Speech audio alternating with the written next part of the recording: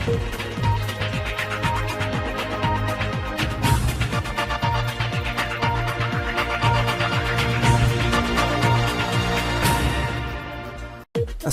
আলাইকুম। আরবিডি নিউজের সর্বশেষ সংবাদে আপনাদের সঙ্গে আমি আছি বিশাল। চলুন দেখে আসি কি থাকছে আজকের সংবাদে।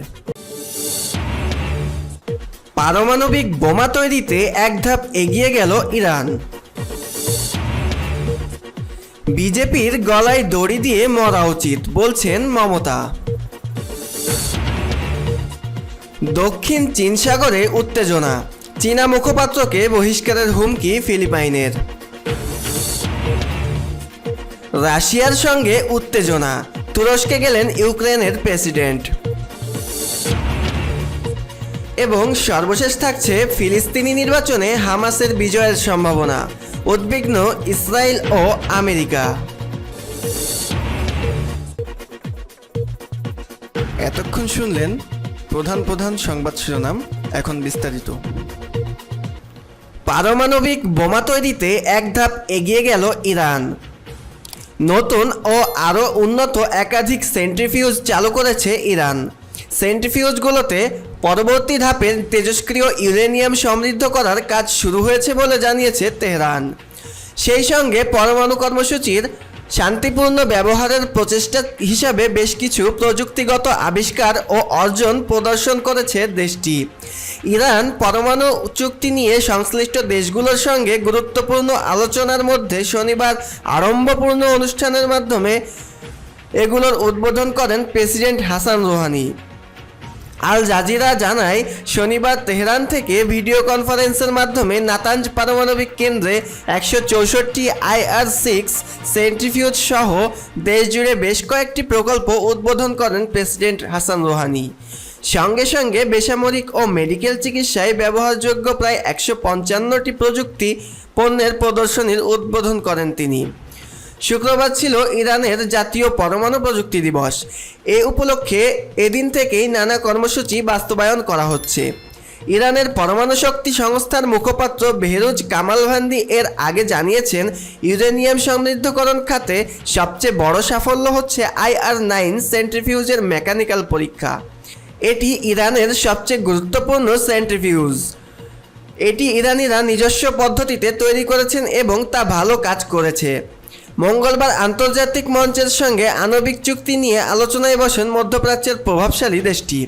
আমেরিকাকে ফের চুক্তিতে ফেরানো নিয়ে আলোচনা হয়। অস্ট্রিয়ার রাজধানী ভিয়েনায় ইসলামী প্রজাতন্ত্র, ইরান এবং 5 জাতিগোষ্ঠীর মধ্যে পরমাণু সমঝোতা পুনর্জীবিত করার বিষয়ে যে আলোচনা চলছে তাতে এ পর্যন্ত ইতিবাচক কোনো ফলাফল আসেনি। এ নিয়ে আগামী বুধবার থেকে নতুন করে আলোচনা শুরু করা হবে বলে জানানো হয়েছে। 2015 সালে নিরাপত্তা পরিষদের 5 স্থায়ী সদস্য আমেরিকা, চীন, ফ্রান্স, রাশিয়া, ব্রিটেন ও ইউরোপীয় ইউনিয়নের সঙ্গে একটি চুক্তি স্বাক্ষর করে ইরান। সেটির শর্ত মতে আণবিক অস্ত্র তৈরির ক্ষেত্রে বিরত থাকবে দেশটি। পাল্টা তেহরানের উপর থেকে বেশ কিছু আর্থিক নিষেধাজ্ঞা তুলে নেবে আমেরিকা সহ চুক্তি স্বাক্ষরকারী দেশগুলো। কিন্তু 2018 সালে ইরানের বিরুদ্ধে আণবিক অস্ত্র তৈরির চেষ্টার অভিযোগ এনে চুক্তি থেকে একতরফাভাবে বেরিয়ে যায় আমেরিকা। তৎকালীন মার্কিন প্রেসিডেন্ট ডোনাল্ড ট্রাম্পের সেই সিদ্ধান্ত নিয়ে সমালোচনা সরব হয় ইরান। তবে গত বছর মার্কিন মসনদ জো বাইডেনের দখলে যাওয়ার ফের চুক্তিতে আমেরিকা সামিল হওয়া নিয়ে জল্পনা শুরু হয়েছিল। কিন্তু এবার ইরানের এহেন পদক্ষেপে সেই সম্ভাবনা আপাতত ঠান্ডা ঘরে চলে গিয়েছে বলে মনে করছেন বিশ্লেষকরা। চলতি মাসের শুরুতেই ইরানের এক শীর্ষ পর্যায়ের কর্মকর্তা বলেন, নিষেধাজ্ঞা প্রত্যাহার করলেই ইরান 20 মাত্রায় ইউরেনিয়াম সমৃদ্ধকরণ বন্ধ করবে। প্রেস টিভিকে এক সাক্ষাৎকারে ওই কর্মকর্তা বলেন, পরমাণু সমঝোতার 36তম অনুচ্ছেদ অনুসারে 20 মাত্রায় ইউরেনিয়াম সমৃদ্ধকরণ চলছে এবং এই কর্মসূচি শুধু বন্ধ হতে পারে ইরানের ওপর থেকে নিষেধাজ্ঞা প্রত্যাহার করার পর। তিনি জোর দিয়ে বলেন, ইরানের ওপর থেকে সব নিষেধাজ্ঞা প্রত্যাহার করার আগ পর্যন্ত ইরান তার বর্তমান পারমাণবিক কর্মকাণ্ড বন্ধ করবে না। ইরানের এক কর্মকর্তা আরও বলেন, বাইডেন প্রশাসন সময় নষ্ট করছে। যদি শিগগিরই তারা ইরানের ওপর থেকে সকল নিষেধাজ্ঞা প্রত্যাহার না করে তাহলে তেহরান পরবর্তী পদক্ষেপ নেবে, যার ফলে পরমাণু সমঝোতায় দেওয়া প্রতিশ্রুতি বাস্তবায়ন আরও কমে যাবে। বিজেপির গলায় দড়ি দিয়ে মরা উচিত বলছেন মমতা। পশ্চিমবঙ্গে নির্বাচনে চতুর্থ দফার ভোটে কোচবিহারের শীতলকুচিতে 4 জনের মৃত্যুর ঘটনায় বিজেপিকে তীব্র আক্রমণ করলেন মমতা বন্দ্যোপাধ্যায় এবং স্বরাষ্ট্রমন্ত্রীর পদ থেকে অমিত শাহের পদত্যাগ করা উচিত বলে দাবি করলেন মমতা। বিজেপিকে তীব্র আক্রমণ করে মমতা বলেন, বিজেপির গলায় দড়ি দিয়ে মরা উচিত। বিজেপি মিথ্যে কথা বলে, এ মৃত্যু অত্যন্ত দুঃখজনক। আমি অমিত শাহের পদত্যাগ দাবি করছি বললেন মমতা। এদিন শীতলকুচিতে ঘটেছে এক অভূতপূর্ব ঘটনা। শীতলকুচির জোরপাটকির 136 নম্বর বুথে ভারতের কেন্দ্রীয় বাহিনীর গুলিতে 4 জনের মৃত্যু হয়। সাধারণ মানুষকে তিনি বলেন, আপনাদের একমাত্র রক্ষা কবচ তৃণমূল, অন্য আর কেউ নয়। আমরা ভাগাভাগি করি না, আমরা সবার জন্য করি, সব ধর্মের জন্য করি। তিনি বলেন, বিজেপি প্রতারণা করছে, ভুল বোঝাচ্ছে, ওরা এনপিআর এনআরসি করবে। আসামে দেখেছেন কিভাবে মানুষকে ডিটেনশন ক্যাম্পে পাঠাচ্ছে, তেমনি এখানে ওরা একই জিনিস করবে, এই বলেও তোপ দাগেন মমতা। অন্যদিকে শীতলকুচির ঘটনায় মমতা জানান, আগামীকাল তিনি শীতলকুচি যাবেন। এই ঘটনায় শুরু হয়েছে এক রাজনৈতিক বিতর্ক এবং কেন্দ্রীয় বাহিনীর কাছে জবাব চাওয়া হয়েছে। ইতোমধ্যে নির্বাচন কমিশন জানিয়েছে, গুলি চালিয়েছে বাহিনী।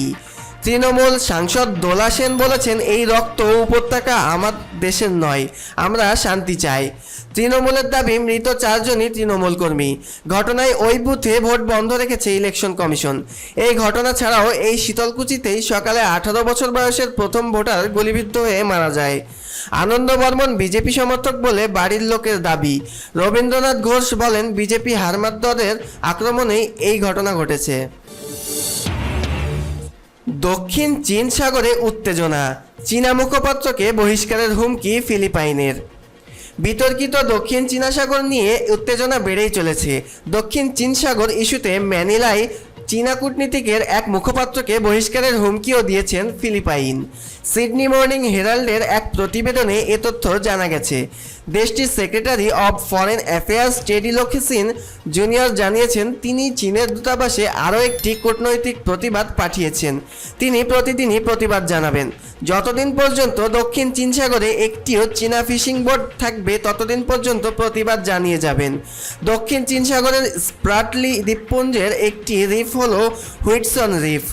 ওই এলাকার 220টি মাছ ধরা নৌকাকে ঘিরে উত্তেজনা বাড়ছে। ফিলিপাইনের পক্ষ থেকে ধারণা করা হচ্ছে, এই মাছ ধরা নৌকাগুলো চাইনিজ সামুদ্রিক মিলিশিয়া নিয়ন্ত্রণ করে।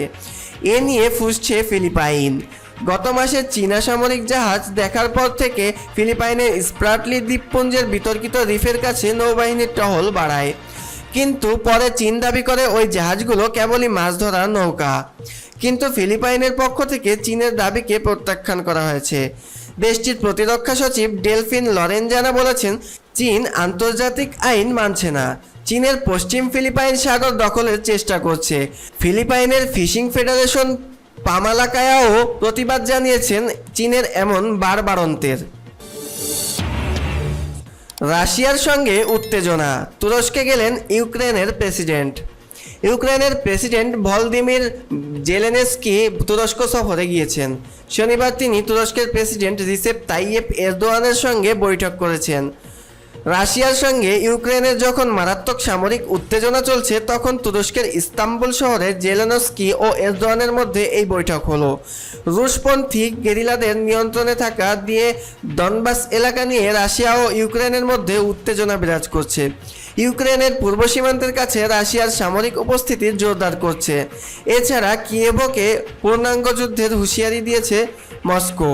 ইস্তাম্বুল বৈঠকে এরদোয়ান ও জেলেনস্কি শুল্কমুক্ত বাণিজ্য, পর্যটন ও ক্রীড়া সহ বিভিন্ন ক্ষেত্রে দুই দেশের মধ্যে সহযোগিতা বাড়ানোর উপায় নিয়ে আলোচনা করেন। দুই প্রেসিডেন্টের বৈঠকের পর মন্ত্রীদের উপস্থিতিতে বেশ কয়েকটি চুক্তি সই হয়। রাশিয়া ও ইউক্রেনের মধ্যে যখন সামরিক উত্তেজনা চলছে, তখন তুরস্কের নিয়ন্ত্রণে থাকা বসফরাস প্রণালী ব্যবহার করে দুটি মার্কিন যুদ্ধজাহাজ কৃষ্ণ সাগরে পৌঁছেছে।